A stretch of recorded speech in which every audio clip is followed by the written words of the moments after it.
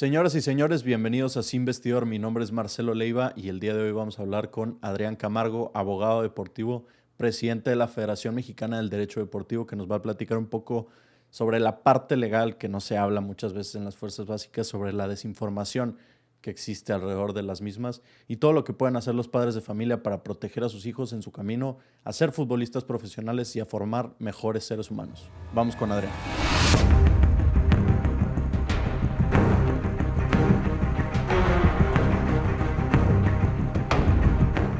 Señoras y señores, ya estamos aquí con Adrián Camargo, abogado deportivo, que nos va a platicar un poco de sus experiencias en cuanto al fútbol, en cuanto a la parte legal. Adrián, bienvenido. Muchas gracias por estar aquí con nosotros el día de hoy. Gracias, Marcelo. Un placer estar contigo esta tarde y creo que vamos a tener una tarde muy divertida con muchos temas. En efecto.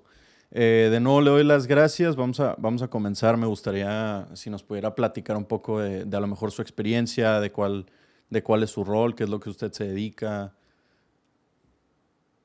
Sí, yo soy abogado por mi formación académica. Soy licenciado en Derecho por la Universidad Nacional Autónoma de México. Okay. Tengo dos maestrías. La primera, una maestría en Gestión Deportiva por la Universidad de La Salle Bajío. Y posteriormente tengo el máster en Derecho Deportivo por la Universidad de Lleida en España. Okay. Y concluí mi doctorado en Derecho en la UNAM. He sido una persona que se ha dedicado por más de prácticamente 25 años ya a diversos temas legales en el deporte, principalmente en temas vinculados al fútbol, la transferencia de jugadores, el dopaje, contratos y bueno, muchísimas cosas más que hemos trabajado en el despacho en conjunto con el equipo que tengo, precisamente en el desarrollo de todas estas actividades jurídico dentro del deporte. He tenido la oportunidad de escribir algunos libros sobre derecho deportivo, derecho de fútbol, derecho deportivo municipal y algunas otras obras más aquí en el país, algunas publicadas en Perú, en Colombia, en España. Y bueno, soy una persona que ha venido trabajando desde diversas trincheras. Me ha tocado ser asesor legislativo en algún momento, fui académico en algún otro en diversas universidades del país. Y bueno, me ha tocado ser conferencista o conferenciante, algunos le dicen de esa forma, en la mayoría de los países latinoamericanos, en España, en Estados Unidos. Y bueno, en la actualidad pues tengo mi firma legal en Guadalajara. Okay. Y precisamente venimos desarrollando frecuentemente un tema exclusivamente, el derecho deportivo. Somos un despacho que nos dedicamos exclusivamente a los temas legales del deporte.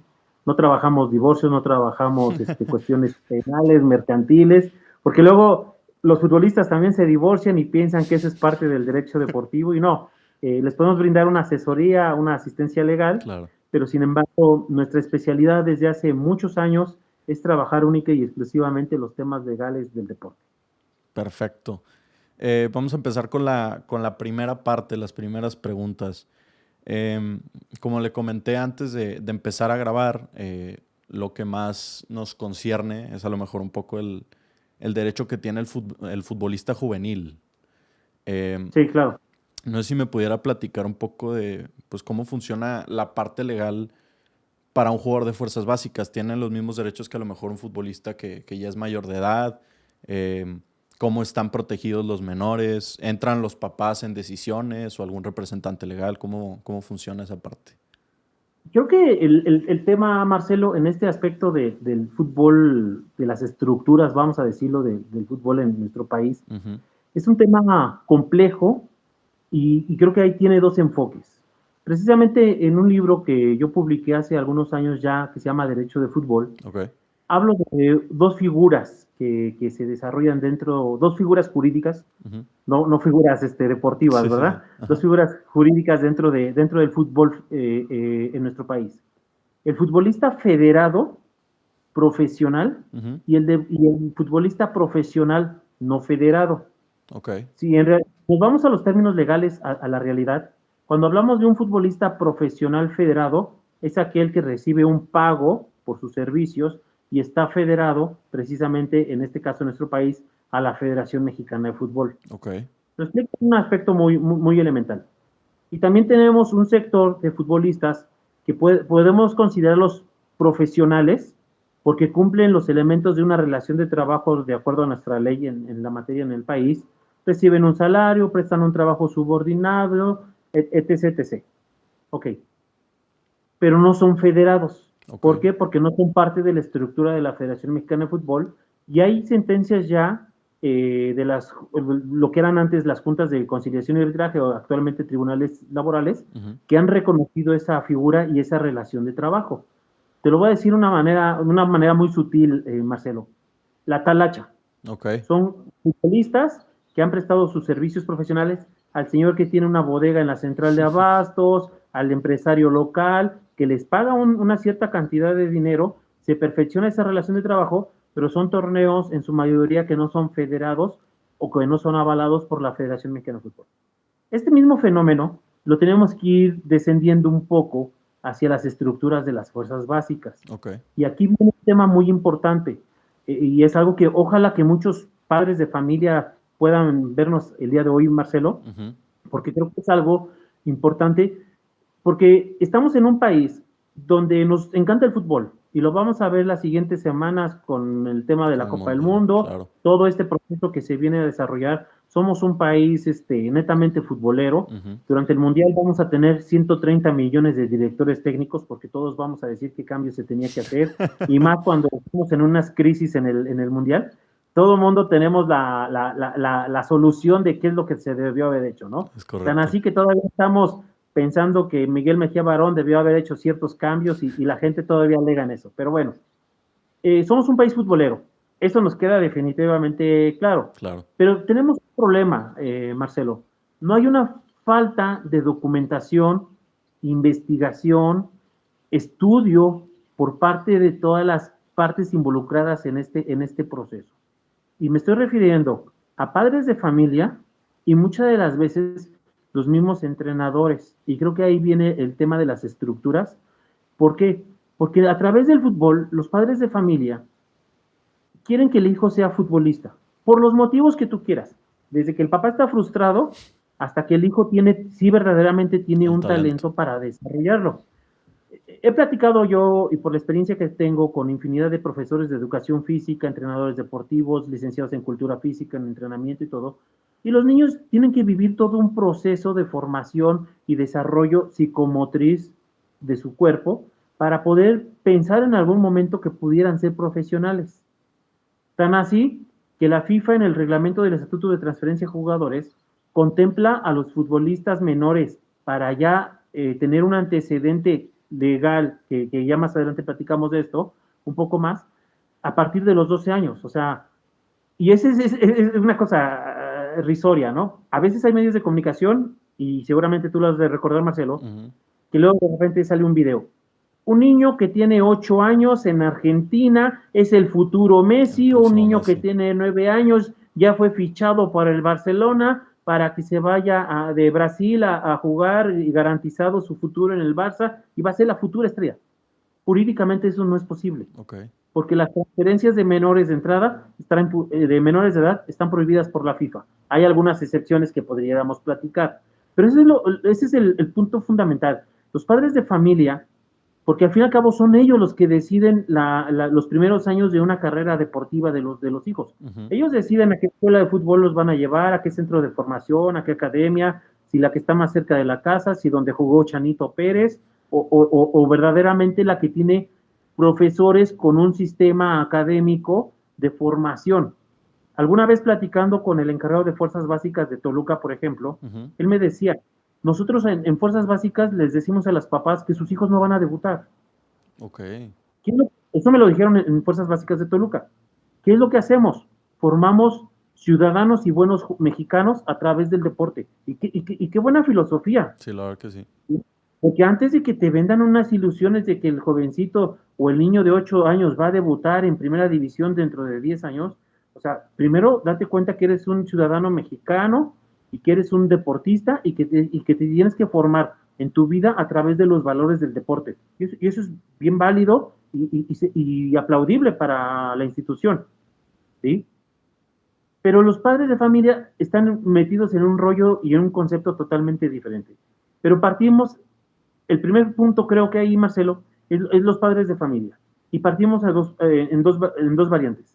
Cuando llevan al niño a la academia, que es filial de un equipo de primera división, o que eso les hace vender o decir, y tenemos al niño que se va y se forma con el señor que fue entrenador o el exjugador que tiene su academia en el bordo de Sochaca, en Ciudad Nezahualcóyotl, en Santa Cruz Mellehualco, que la tiene en Zapopan, y que el señor consiguió un espacio deportivo y que ahí tiene una academia, que no dudo en su capacidad o que tenga un talento o una formación Claro. para también formar a los niños. Pero ese es un punto fundamental. No quiero decir que una academia de un equipo filial sea más importante o sea mejor, pero sí te lleva a un proceso administrativo distinto al que pueda tener una academia que es en ocasiones ni siquiera constituida legalmente o que de repente no tiene situaciones. Y a raíz de esto, y en ese sueño, esa ilusión de que los padres de familia quieran tener hijos futuros futbolistas, pues empiezan a aparecerse una serie de baches, cosas, fraudes, situaciones que se dan sobre el camino, que eso es lo triste que tiene el fútbol formativo en nuestro país, ¿no? Sí, claro. Obviamente existen cientos de academias clandestinas. Acá, por ejemplo, el Gallo Jauregui, el Diablo Núñez tenían sus academias y las tuvieron que terminar cediendo por lo mismo. Además de que siento que no es un sistema sostenible. Obviamente, pues es importante también aclarar para los padres de familia que los jugadores jóvenes también pues tienen derechos dentro de las fuerzas básicas, ¿no? Porque luego hay violación de contratos. Me platicaba uno de los exfutbolistas que nos tocó entrevistar. Él llegó a las fuerzas básicas del FC Juárez y le quedaron debiendo, creo que eran como 45,000 pesos que no le pagaron 3 meses dentro de su contrato de fuerzas básicas. Sí, hay muchas historias, pero a ver, creo que aquí tenemos que ser claros en este momento. Uh-huh. Creo que aquí lo que nos importa es el punto de los menores de edad y de los jugadores. Cuando hay un futbolista menor de edad en una academia que pertenece a un club, primero hay que entender qué relación existe entre la academia Uh-huh. y el club. Hay academias que son una especie de franquicias, y yo te lo digo porque yo he platicado con diferentes equipos. Uh-huh. Algunos equipos me dicen, a ver, nuestra área de fuerzas básicas no es un negocio para nosotros. ¿Nosotros qué hacemos? Yo le cobro el uso de mi nombre a las personas que me solicitan como club, que yo les dé un cierto aval como academia, ellos me pagan una regalía mensual o una membresía, Uh-huh. están obligados a comprarme todos los uniformes originales porque yo tengo un acuerdo con determinada marca y ese es el requisito. Uh-huh. Lo que el señor haga, lucre, los ingresos que tenga el director de la academia, es su rollo. Solamente está obligado a venir cada 6 meses o cada año en el verano a jugar al torneo que hacemos de academias aquí en nuestra ciudad sede del club. Otro modelo que hay es algunos que sí son academias directamente controladas y que son propiedad de los mismos equipos de primera división. Creo que esta es una información que es bastante importante que deberían de averiguar los padres de familia cuando van a llevar a sus hijos por primera vez a alguna academia. Nadie engañado, nadie reclama. O sea, que sepas a qué estás. Estamos acostumbrados a ciudades grandes, Guadalajara, Monterrey, Ciudad de México, y hay muchas academias de todos los colores y a veces hasta por colonia, ¿no? No sean academias del Atlas y del Pachuca, ¿no? Porque esas las encuentras En todos lados, en todos lados. 550 municipios de Oaxaca creo que hay del Atlas y del Pachuca, ¿no? Pero bueno, y de la misma forma hay que entender eso, y hay que entender que si tú estás asistiendo a una academia, vamos a decirlo, en un barrio, en una colonia o un pequeño pueblo que también lo hay, pues hay que entender que esa academia tal vez es de un señor, el Jarocho Mendoza, que fue buen futbolista en su época, y es válido, pero yo ya sé qué expectativas tengo con él y que posiblemente él me va a decir, tengo algunos contactos y podemos ir a participar a ciertos torneos, a la Copa Jalisco, a la Copa Vallarta, Mazatlán, Acapulco, y ahí vamos a ir a foguear a los niños, y si el niño tiene algún talento, pues podrá ser llamado a otros clubes. Entonces, hay que entender esa naturaleza legal, ¿no? De los padres hacia el vínculo jurídico que puedan tener con las academias. Es bien importante, y fíjate que esto te lo platico por una experiencia que yo tuve personal. Y fíjate, muchos años, yo tengo un hijo que es un muy buen jugador, muy buen hijo y sobre todo muy buen estudiante en la actualidad. Okay. Y algunos años, yo enamorado del fútbol, pues lo estuve llevando a diversas academias.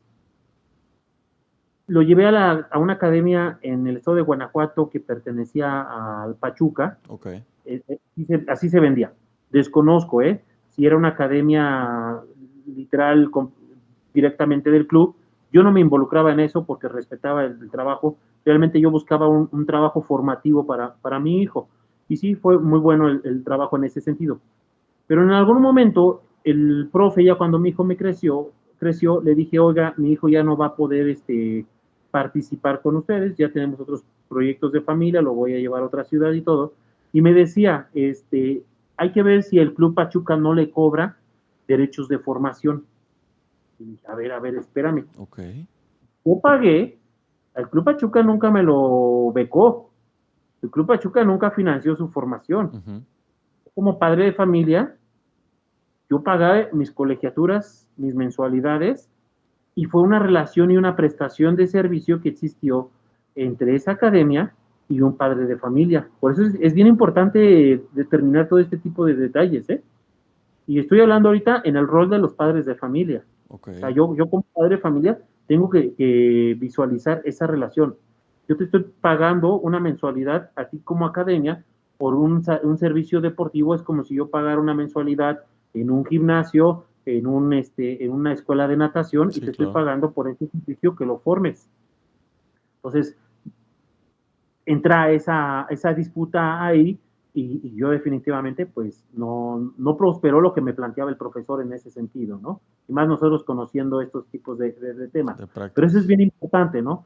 Porque también se da mucho esos casos, Marcelo, que cuando los jovencitos ya dejaron de ser niños pequeños, ya empiezan a tener una edad de pubertos, ya los chavos ya van creciendo y ya se nota verdaderamente quién tiene capacidad y posibilidades para desarrollar una carrera dentro del fútbol. Pues encontramos también casos de que hay academias que los quieren retener y ya les quieren decir que ya son parte de una estructura dentro de un equipo, que ni siquiera te fueron a visorear, que ni siquiera te invitaron a los torneos semestrales o anuales, que ni siquiera un visor vino de la ciudad que tú hayas querido. No quiero lastimar ni quiero divagar en nombres de clubes, pero que tu equipo profesional al que se supone que pertenece a tu academia nunca vino a verte, y el día que tú ya verdaderamente tienes una posibilidad de marcharte para seguir creciendo, te quieren empezar a poner trabas. Entonces, creo que es bien importante eso. Entonces, yo le daría una recomendación a los padres de familia. Padre de familia que lleve a su hijo a una academia, Marcelo, debería de establecer un contrato de prestación de servicios, o el contrato que le da la academia. Tú inscribes a tus hijos en una escuela de natación y te aseguro que la gente hace un contrato. ¿Por qué? Porque checan hasta los temas de los seguros, porque saben que si sucede una tragedia o hay algún accidente en la alberca, pues hay que tener un seguro médico para poder llevar al niño. Claro. Y no quiero hablar de situaciones críticas o noticias más tristes que se pueden dar alrededor de una alberca, ¿no? Pero entonces, como sabemos que existe un mayor riesgo, el padre de familia sí está ahí pendiente de todo lo contractual que hay alrededor. ¿Por qué no hacemos lo mismo en el fútbol? En las relaciones de las academias cuando son procesos de formación. Tenemos otros temas, Marcelo? Las academias que pertenecen a los municipios. Todos los municipios en este país, los institutos municipales de cultura física y del deporte en el Estado de México, los CODES, COMUDES, como le queramos llamar a los organismos municipales en los 32 estados. Casi todos quieren presumir que tienen una academia municipal de fútbol. Sí, claro. Aquí también hay. Estamos hablando de otro tipo de relación. Yo también y no son gratis, aunque son del gobierno, no son gratis. También pagas una cuota, en ocasiones más accesible que lo que te puede costar una academia privada o filial de un equipo de primera división, pero también hay una relación ahí de servicios. Yo lo estoy pagando al municipio por esta prestación y vamos a ver cuál es esa responsabilidad. Yo he tenido la oportunidad en diversos lugares Acabo de estar en la UABC allá en Baja California, Ujú. una universidad que trabaja mucho los aspectos jurídicos, y yo tengo un taller que se llama la responsabilidad legal del entrenador deportivo. Ok. Lo he impartido en Tamaulipas, lo he impartido en muchas partes del país. Digo que parecía yo cantante grupero, andaba en Mexicali, en Tijuana, en Viajando por todo el Ensenada, país. por todos los campus de la UABC impartiendo este curso. Y precisamente hablamos de eso, ¿no? Hasta dónde hay una responsabilidad legal del entrenador deportivo en esos procesos de formación en el deporte de los menores, ¿no? Y en el tema del tema del fútbol también. Y es otro rubro que creo que también deberían de atender los padres de familia.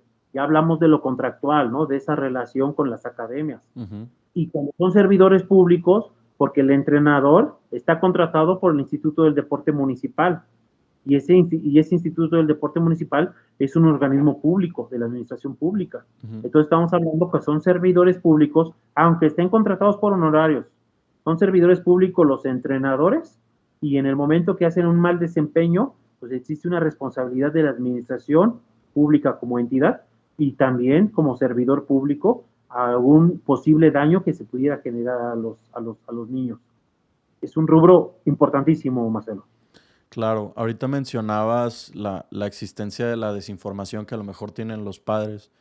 Como parte de este proyecto, pues toca investigar y toca buscar hasta abajo de los sillones por cualquier tipo de información relacionada con este tema y me di cuenta de que existe verdaderamente mucha desinformación alrededor de las fuerzas básicas, del concepto de las academias, de cuando los chavos ya están a lo mejor atados con los clubes que ya están entrenando a lo mejor en sub 13, sub 15. ¿Por qué existe esta desinformación? O sea, ¿por qué el fútbol mexicano evita que a lo mejor un padre de familia, como lo mencionas, o que a lo mejor un chavo interesado o lo que sea encuentre información real sobre estas temáticas? Yo creo que hay un sistema de corrupción, Ok, pero aclaro, ¿eh? No es un sistema de corrupción que haya desarrollado la Federación Mexicana de Fútbol, no, al contrario, considero que la Federación Mexicana de Fútbol ha hecho trabajos importantes ok, y principalmente en sus ligas inferiores como es la Liga Premier, han hecho cosas importantes, la TDP, hacen trabajos, hacen ellos lo que les toca, ok. pero sí hay un círculo de corrupción por la gente ajena a estas estructuras, ¿no? Me refiero a los clubes concretamente Ujú. y a los federativos. Hoy en día, incluso en las páginas de internet y en las redes sociales de los clubes, que bueno, eso es un punto positivo que han tenido las redes sociales. Ujú. Hoy nos aparecen anuncios en los clubes que dicen el único director de fuerzas básicas o los únicos 3 visores que tiene determinado club es Juan Pérez, Juan García y Juan López. Ok, ¿Ok? Y son los únicos que pueden viajar para hacer visorías. Y en algunos clubes lo dejan claro, no hacemos visorías fuera de nuestras instalaciones, todas son en nuestra ciudad sede y en nuestros campos propios y los clubes o jugadores tienen que venir y viajar aquí. Porque están ellos buscando y se ha manchado su nombre de ellos a raíz de gente ajena a ellos que se hacen pasar por representantes, por visores y todo. Pero tenemos que caer en esta situación y es un círculo de corrupción que se ha dado. A ver, intentaré ser lo más claro posible, Marcelo, ujú. en este sentido, ¿no? Las academias, ¿quiénes las dirigen? Ya comentamos, cuando tenemos suerte son directamente de los clubes y ellos tienen esa estructura y esos candados que han ido dándole para darle una certeza a los padres de familia. Claro. Pero hay academias que son formadas por futbolistas. No quiero decir que todas son malas, ¿eh? Porque luego se lastiman su piel muy delgada de algunos futbolistas y me los encuentro en los aeropuertos y me quieren reclamar. Ok. Pero el punto es este, hay futbolistas que estuvieron en segunda división, tercera, primera división, ascenso, se retiraron y quieren seguir ligados adentro del fútbol. Claro. En sus academias, de una manera muy light, consiguen un espacio deportivo, a veces público, a veces privado, y podríamos hablar de muchos futbolistas, incluso de primera división y gente muy reconocida y gente que está actualmente en medios de comunicación, que tuvieron su academia y hoy en la actualidad ya no existen. Ujú. ¿Por qué? Porque no existió un modelo bien de negocio. El fútbol es un negocio y Sí. no significa que por eso no lo puedas desarrollar. Ok. O sea, es válido que sea un negocio. ¿Por qué? Porque yo le doy formación a los niños, pero yo también tengo que cobrar por mis servicios y también tengo que pagar el mantenimiento de las canchas, el alumbrado y todo lo que implica. O sea, es un negocio y es un negocio honesto, válido y es un trabajo honesto para todos. Pero sin embargo, hay entrenadores que hacen sus academias, el día que le inauguran, invitan a sus 3, 4, 5, 10 amigos que tuvieron en su club o en su generación de jugadores de varios clubes y inauguran su cancha allá en Xochimilco y ese día vienen 10 futbolistas y parece que todo es muy serio, muy profesional porque son exjugadores, pero ese día o ese primer mes ves 100 niños y de repente 4 meses después ya solamente hay 20 niños, porque los padres de familia también se han dado cuenta de que se necesitan programas de planeación estratégica dentro del deporte muy sólidos para el desarrollo de una academia y no los tienen. Dice el doctor Cazorla, un autor español, que el hecho de que tú hayas sido un deportista profesional o de alto rendimiento no te da la capacidad para ser el mejor gestor deportivo. Y es algo que el deporte en México no ha entendido. Yo admiro a muchos deportistas en este país y hasta los deportistas no conocidos. ¿Sí? Yo admiro a mucha gente que ha aportado al deporte en sus colonias, en sus barrios, historias que he escuchado padrísimas. Y admiro a muchos deportistas profesionales. Pero el hecho de que ellos hayan sido gente muy exitosa en los maratones, corriendo, jugando fútbol, en el béisbol y en muchas disciplinas deportivas, no les genera la mejor capacidad para dirigir una organización deportiva. Claro. Para ser un buen gestor deportivo o un buen director del deporte, ¿qué necesitas? Saber de administración, finanzas, recursos humanos, mercadotecnia, derecho, de ciencias aplicadas al deporte y muchas cosas más, muchas áreas más del conocimiento. ¿Cómo se hace eso, Marcelo? Hay que ir a la universidad, hay que ir a usar los lápices, los libros, investigar, leer, asistir a congresos, actualizarse, conocer y estar al día. Muchas organizaciones han venido trabajando eso, ¿no? Para empezar, las universidades del país, ¿no? Incluso la Universidad Anáhuac Cancún tiene hoy actualmente tiene una licenciatura en dirección del deporte, qué bueno, o sea, se necesita claro. ya no una licenciatura en administración simple y llanamente, ¿no? Ya necesitamos ir especializando todo eso. Y yo sé que en Monterrey también, allá la FODA ha hecho trabajos bastante importantes, existe esa gran facultad allá en la Autónoma, claro. En el TEC, bien, han hecho cosas extraordinarias, en el ITSON de Sonora, la UDG, la UABC, o sea, universidades estatales son las que han hecho más esfuerzo, más trabajo en el desarrollo del deporte. Se necesita profesionalizar el deporte en ese sentido. Esa falta de profesionalización, lo retomo, se nota en el fútbol y se nota en las fuerzas básicas. Porque entonces ese exfutbolista que creyó y que le vendió humo tal cual a los padres de familia, pues no le funciona en la academia. ¿Y qué es lo único que sucede?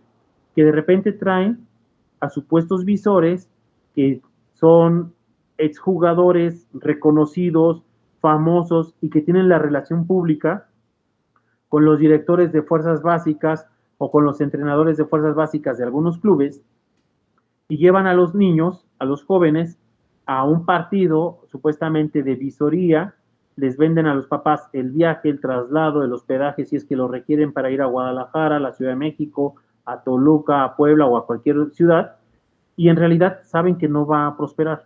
Bueno, ¿qué vicio nos hemos encontrado sobre la marcha? Y son las cosas reales que suceden en el fútbol. Futbolistas de primera división, puedo omitir el nombre, pero me he encontrado futbolistas de primera división que jugaron en Morelia, han venido a diversos municipios de Guanajuato, supuestamente a hacer visorías para Morelia. Okay. Ya cuando los muchachos eligen a 2 o 3 o 4, ¿qué pregunta crees que les hacen a los jóvenes? Gran cuestión. ¿Cuál crees que es la pregunta que le hacen a los jóvenes más común? ¿Quieres ser futbolista? ¿Qué posición juegas? ¿Qué año de nacimiento eres? Okay. ¿Por qué eres futbolista? No, ninguna de esas 3, Marcelo. Y si se te ocurrió otra, pues no sé. Pero ¿sabes cuál es la pregunta más? ¿Cuál es la pregunta? ¿Por qué trabajan? Hay que ver si tienen con qué financiar, ¿no? Claro. Claro. Y entonces empiezan a vender esa situación de que yo le puedo llevar a su hijo a que esté entrenando allá porque yo conozco yo fui, yo gané, yo fui campeón, yo hice, yo conozco y todo lo que tú quieras, pero eso te cuesta los primeros 80,000 pesos por llevarte, los 100,000 pesos, y entonces te voy a omitir nombres, pero tengo algún par de casos documentados y es una tristeza porque hubo jugadores que eran muy famosos, muy reconocidos, dirigieron algunos juegos en primera edición y andaban haciendo eso. O sea, que la verdad que triste se ve que anden haciendo ese tipo de situaciones. Y es otra situación que, como hoy se dice, ¿no? Es una flag red, ¿no? Una Una red bandera flag, roja. sí, sí, sí. Yo creo que tendríamos que hacer una publicación un día de estos, Marcelo, en conjunto, sobre hablar sobre las banderas rojas en este tema de situaciones, ¿no? Que ayuden a los padres de familia a detectar que cuando existen ese tipo de banderas rojas, esas flag reds que se puedan presentar, pues hay que establecerlo y tener mucho cuidado, ¿no? Entonces, el primer paso, si el papá tiene dinero para pagar, el muchacho viene y ya cuando esté aquí, se vuelve una cadenita cada vez más y con la ilusión de que tú no quieres ver a tu hijo que se le rompa el corazón, de que ya lo mandaron llamar a un club, ahora hay que pagarle la casa hogar, hay que pagarle la alimentación y si nos piden que donemos unos balones, hay que mandar dinero para los balones y si nos piden que apoyemos para el viaje a otra ciudad, y el entrenador que va a llegar, oye, ya lo voy a incluir en otra categoría, pero resulta que esa categoría tiene tantos jugadores involucrados, pero pues también apóyanos económicamente para que podamos desarrollarlo. Es algo fatal y que ya no debería de suceder. Y lo reitero, no es culpa de la federación, no es culpa de los clubes serios, sino es culpa de la gente que se hace colgar de todo esto para ir sacando ese lucro. O sea, la cultura de la corrupción que se rumora que existe en el fútbol mexicano en las fuerzas básicas es más por gente que no está ligada a los clubes que a los mismos clubes en sí. Claro, te voy a decir que es la mayoría de los casos. Se han documentado algunos casos. Hubo uno incluso en la Ciudad de México hace algunos años, no sé si lo recuerdes, en un tema que se acusaba a un director de fuerzas básicas que le dinero a los padres, Sí, en incluso teléfonos 2022. celulares, por ahí, no sé si lo recuerdes. Sí, Puede darse el caso, ¿eh? Tampoco podemos decir que no podemos meter las manos por todos, ¿no? claro. Pero en el fútbol que está ligado, perdón, mejor dicho, el fútbol que está fuera de esa estructura de fútbol de primera división, de fútbol profesional, es más susceptible a este tipo de situaciones, ¿no? Okay. Entonces, en uno de los libros que yo tengo publicados, hay una frase que no me gusta decirla, pero explica muchas cosas. Yo siempre he pensado, Marcelo, que lo que nosotros somos el deporte que nosotros tenemos es el reflejo de lo que somos como sociedad. Ok, Si estoy de tenemos un acuerdo. deporte corrupto, mal estructurado, con muchos vicios, ¿qué tipo de sociedad somos realmente? Porque carecemos de muchos valores que se tienen que desarrollar correctamente, ¿no? Sí, es cierto, el deporte es un mecanismo que nos genera hacer mejores ciudadanos, mejores personas, mejor calidad de vida. Tiene muchos beneficios por el lado que lo queramos ver. Pero sin embargo, también nosotros como sociedad hemos contaminado a ese deporte, en ese sentido de que se ha perdido ese trabajo y todos le andan ahí buscando a ver de qué forma lo pueden estructurar precisamente para tener un mayor lucro, ¿no? Y entonces ahí vienen las otras historias, ¿no? Historias que yo en algún momento he tenido fe de estas situaciones. Primera historia, equipo de tercera división, y es algo que es un secreto a voces, para registrar a los muchachos hay que pagar. Claro. El fútbol de la tercera división o la TDP ya es una relación de trabajo formal, ¿sí? Los futbolistas de la TDP tienen que hacer un contrato de prestación de servicios, por eso se llama fútbol profesional. Sí. TDP. Ajá. Dice la FIFA, ¿qué es un futbolista profesional? Es aquel que aparte de recibir viajes, uniformes, alimentos y todo lo que necesita para prepararse, recibe una remuneración económica por ese servicio. Eso es lo que explica FIFA en sus estatutos. Eso es un futbolista profesional. Y un futbolista amateur es el que recibe todo sin un salario. Ok. Ok. De acuerdo a estatutos, se considera el fútbol profesional en México desde la TDP, la Liga Premier, el ascenso y obvio la Liga MX. Ok. ¿Qué es lo que sucede ahí? Le piden dinero a los padres de familia, supuestamente porque tienen que pagar el registro, tienen que pagar los uniformes, tienen que pagar esto, tienen que pagar lo otro, y genera toda una situación fuerte. Hubo un equipo en Guadalajara que se llama, sí lo voy a decir, creo ya ni existe, Okay. se llamaba Alcaldes de Jalisco, okay. tal cual. Y ellos registraban cerca de 40 jugadores en un solo torneo. ¿Sabes cuándo jugaban? Muchos de ellos nunca jugaban. Sí, juegan 17, 18, no van a jugar 40 jugadores. Y los registraban con el fin de que aportaran económicamente. Y yo me di cuenta de su modelo de negocio. O sea, registro muchos jugadores, tengo identificado lo poco que se pueda aportar, los gastos de operación del torneo y todo lo demás es una ganancia para ellos. O sea, en los equipos de tercera división, hay equipos muy importantes, muy serios, pero desafortunadamente algo que sí dolece en ellos es poder tener autofinanciamientos claros y establecidos, ¿sí? Patrocinadores, ingresos. Con suerte algunos proyectos son apoyados con los gobiernos municipales, dinero propio de los inversionistas. Pues entonces hay algunos que le buscan cómo poder tener ingresos. Pero creo que no es válido que se haga ese tipo de situaciones, porque entonces le empiezas a vender una falsa ilusión a los jóvenes. Y punto anterior, Marcelo, el club es el que estaba obligado a pagarle a los jugadores. Sí, claro, no al revés. Y aquí se está dando una situación. Y entonces existe un engaño porque a los jugadores les hacen firmar contratos, les hacen firmar sus recibos de nómina de que supuestamente recibieron su dinero durante todo el torneo, para que en el momento que el futbolista pueda presentar una controversia ante la Comisión de Controversias de la Federación o decida incluso hacerlo en tribunales ordinarios, que se puede hacer, pero está sujeto a una desafiliación, pero alguien lo puede hacer, pues ellos tienen ya jurídicamente, hay un contrato y ya tienen hasta los recibos de nómina firmados de que el muchacho recibió sus ingresos, cosa que no es. Entonces, creo que sí se tiene que hacer mejores estrategias. Hoy en día hay un concepto que se ha desarrollado mucho en Europa. En México, algunos clubes de primera división lo han venido manejando bastante bien, lo que se llama el compliance, lo que es el cumplimiento, ¿no? La normatividad. Sí. Y creo que el compliance precisamente es un tema que vamos nosotros a platicar la siguiente semana. Tenemos la primera conferencia mundial de derecho de fútbol en Cancún el martes y miércoles. Okay. Precisamente uno de los temas, uno de los ejes temáticos que hay es precisamente lo de cumplimiento. Y creo que ahí es importante este tipo de situaciones.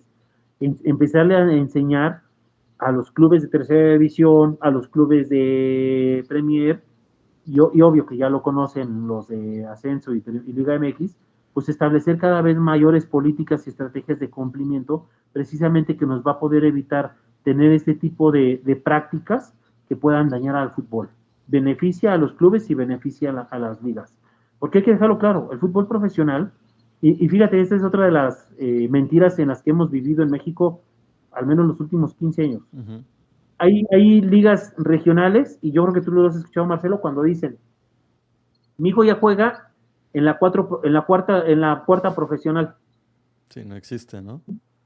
No existe, o sea, no existe que puedo invitar a todos los padres de familia, y te invito a ti, Marcelo, que revisemos los estatutos de la federación, y habla nada más el sector profesional y el sector amateur. Y te dice, sector profesional, lo que hemos mencionado, Liga MX, Expansión, Premier y TDP. Y dice, sector amateur, las 32 asociaciones de fútbol de los 32 estados de la República Mexicana. Nunca habla de una cuarta profesional, quinta, a veces he escuchado hasta que hablan de una sexta. Ay, híjole, como si fuera Inglaterra. ¿de dónde? Sí, eso es fútbol amateur. Sí. Y a los padres de familia ya les venden esa idea de que no, es que está en la cuarta pro, en la cuarta profesional. No, eso no existe. Entonces, sí, faltan muchas políticas, estrategias que se tienen que hacer sobre el fútbol base, sobre el fútbol de las estructuras inferiores, precisamente que nos ayuden a mejorar todo esto. Tenemos un fútbol bueno, nos gusta, los jóvenes lo practican y ojalá se practicara más, porque estamos necesitados como sociedad que los chavos cada vez agarren más los balones, los instrumentos musicales, que anden empezando en los vicios. Tenemos tasas muy altas en el país de suicidio, de consumo de drogas, de enfermedades generadas a través de la falta de práctica deportiva. Y el deporte es una herramienta muy buena, muy sólida.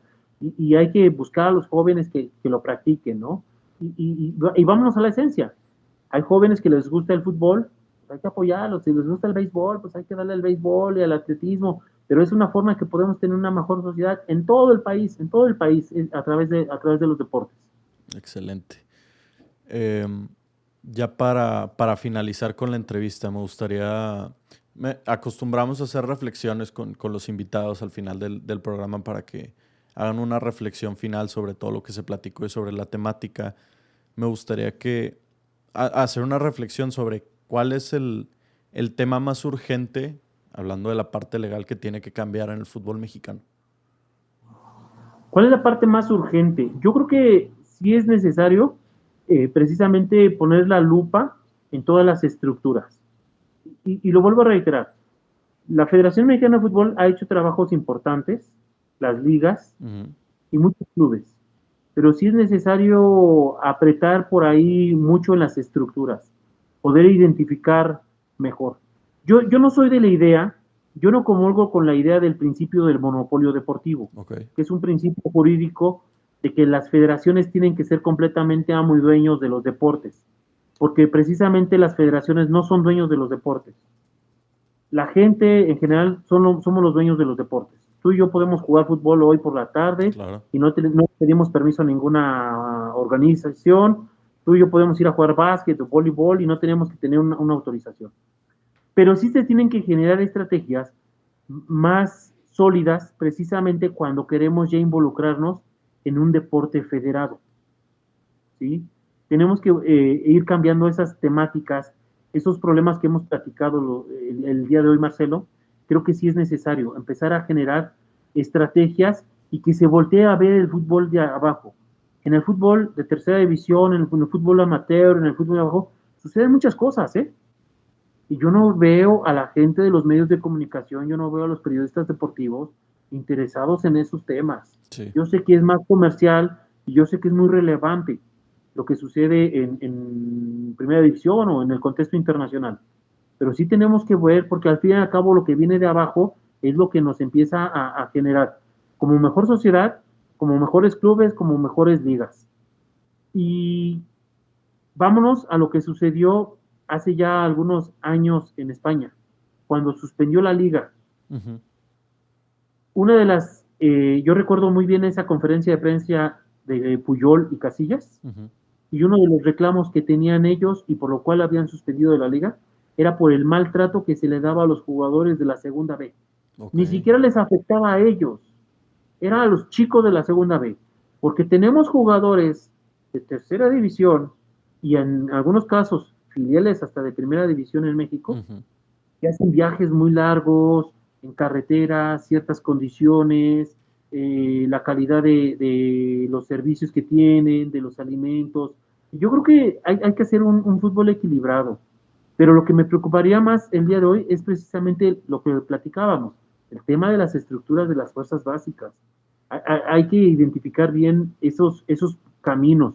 Y yo creo que sería muy bueno, y bueno, la próxima semana voy a ver a alguna persona de la Femes Food por ahí. Yo le voy a sugerir a raíz de esta charla, a ver qué tanto nos hacen caso, Marcelo, que se haga una especie de protocolo manual, vamos a señalarlo, que pueda seguir un padre de familia y que lo publique la Femes Food sobre esos puntos importantes que deben de considerar ellos para determinar cuál es una mejor academia o cuál es un mejor lugar para que sus hijos se desarrollen en el fútbol. Yo creo que es importante eso.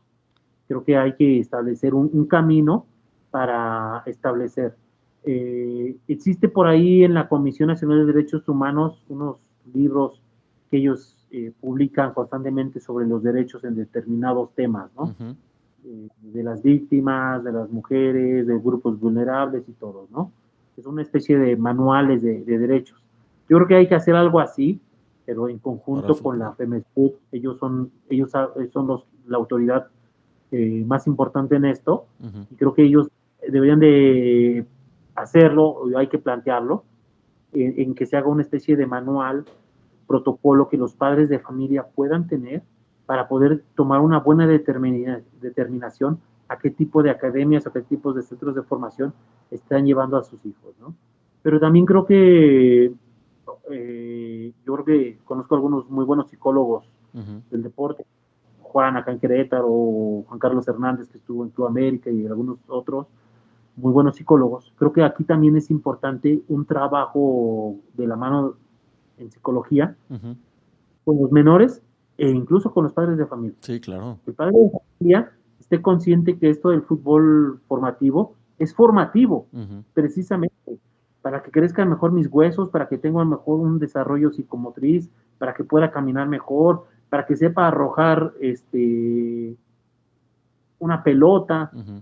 Veía, te voy a hacer un paréntesis, ¿no? Veía hace unos días por ahí en redes a Hot Spanish, seguramente lo Sí, sí, conoces, sí. de Guadalajara, y tenía una dinámica, ¿no? Le aventaba un fajo de billetes a algunas personas y les decía, si lo tomas con una mano, te lo quedas. Ok. Y mucha gente, lo podemos analizar, no tiene ese equilibrio o no tiene esa funcionalidad en Sí, la sus manos psicomotriz. de poder tomar un objeto con una sola mano. Ujú. Y la gente perdía en ese ejercicio, ¿no? Ok. Pero eso nos demuestra de que no tenemos desarrollado nuestro cuerpo de la mejor manera. Entonces, un trabajo psicológico sumado a todo esto, de que los niños entiendan que están formándose dentro del fútbol para crecer y que los padres de familia sepan y entiendan eso, ¿no? Porque bueno, ya hemos visto esas historias también, Marcelo, de cuando los padres se calientan en la tribuna, pues empieza a ser un terror para los hijos, ¿no? Sí, Y sí, creo que sí. eso no suma, no suma para el fútbol formativo.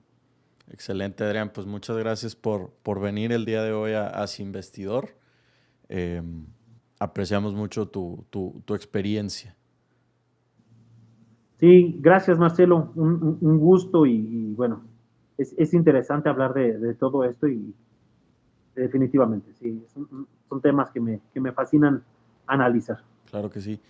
Eh, bueno, pues este fue el fin del tercer capítulo de Sin Vestidor. Señoras y señores, muchas gracias por acompañarnos el día de hoy en esta gran charla, en esta muy interesante charla. Denle like, suscríbanse y nos vemos en el siguiente episodio.